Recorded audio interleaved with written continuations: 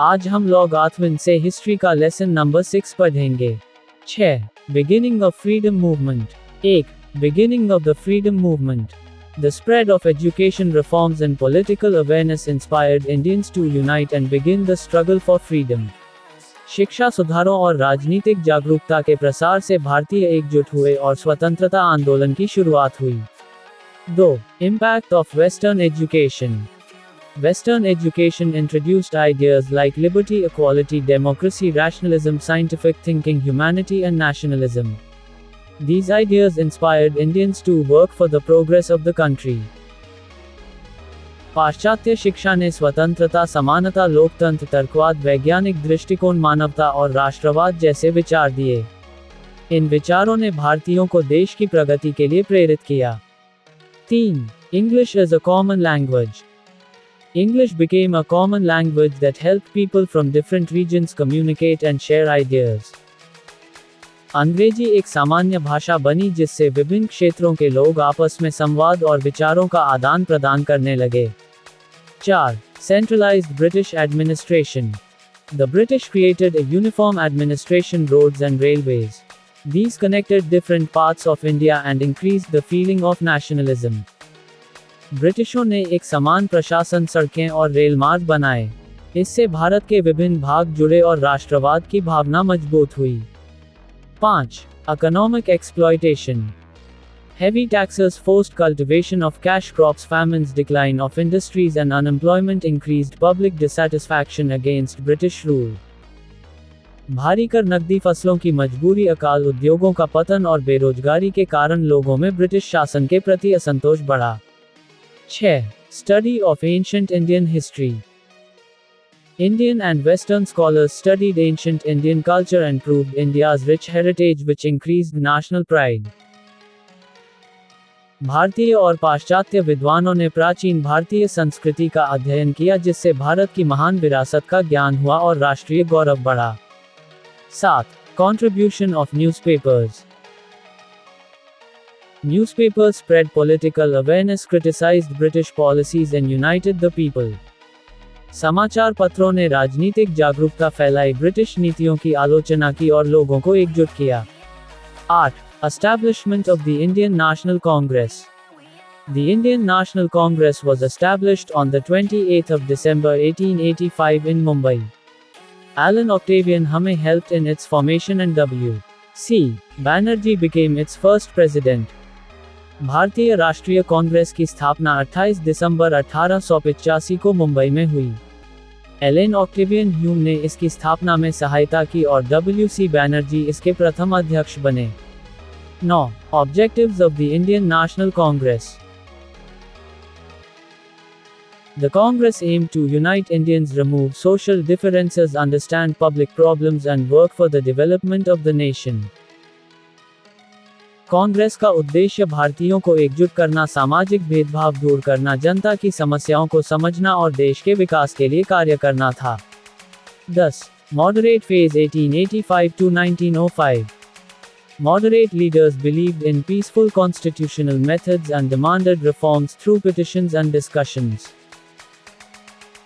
उदारवादी नेताओं ने शांतिपूर्ण संवैधानिक तरीकों पर विश्वास किया और आवेदन तथा चर्चा के माध्यम से सुधारों की मांग की। 11. Extremist phase 1905 to 1920. Extremist leaders believed that strong public movements, boycott and national pride were necessary to achieve freedom. उग्रवादी नेताओं का मानना था कि स्वतंत्रता प्राप्त करने के लिए जनांदोलन, बहिष्कार और राष्ट्रीय गौरव आवश्यक हैं। 12. Lokmanya Tilak. Lokmanya Tilak inspired people through newspapers, Ganesh Utsav, Shiv Jayanti and national education. He promoted the philosophy of Karma Yoga. Lokmanya Tilak ने समाचार पत्र, गणेश उत्सव, शिव जयंती और राष्ट्रीय शिक्षा के माध्यम से लोगों को प्रेरित किया। उन्होंने कर्मयोग का संदेश दिया। 13. Partition of Bengal 1905. Lord Curzon divided Bengal in 1905. The real aim was to divide Hindus and Muslims and weaken the freedom movement. Lord Curzon ने 1905 में बंगाल का विभाजन किया। इसका वास्तविक उद्देश्य हिंदुओं और मुसलमानों में फूट डालकर स्वतंत्रता आंदोलन को कमजोर करना था। 14. Anti-partition movement. People across India protested against the partition through meetings, boycotts, Raksha Bandhan and the singing of Vande Mataram. पूरे भारत में लोगों ने सभाओं, बहिष्कार, रक्षाबंधन कार्यक्रमों और वंदे मातरम के माध्यम से बंगाल विभाजन का विरोध किया। 15. 4-point program. The Congress accepted Swaraj Swadeshi national education and boycott as its 4-point program. Congress ने स्वराज स्वदेशी राष्ट्रीय शिक्षा और बहिष्कार को अपने 4 सूत्रीय कार्यक्रम के रूप में स्वीकार किया। 16. Servants of India Society. Gopal Krishna Gokhale founded the Servants of India Society in 1905 to promote education, patriotism and social harmony. Gopal Krishna Gokhale ने 1905 में सर्वेंट्स ऑफ इंडिया सोसाइटी की स्थापना शिक्षा, देशभक्ति और सामाजिक सद्भाव बढ़ाने के लिए की। 17. Split between moderates and extremists. Differences over methods of struggle led to the split between moderates and extremists at the Surat session in 1907. संघर्ष के तरीकों को लेकर मतभेद होने के कारण 1907 के सूरत अधिवेशन में कांग्रेस उदारवादी और उग्रवादी दलों में विभाजित हो गई। 18. British suppression.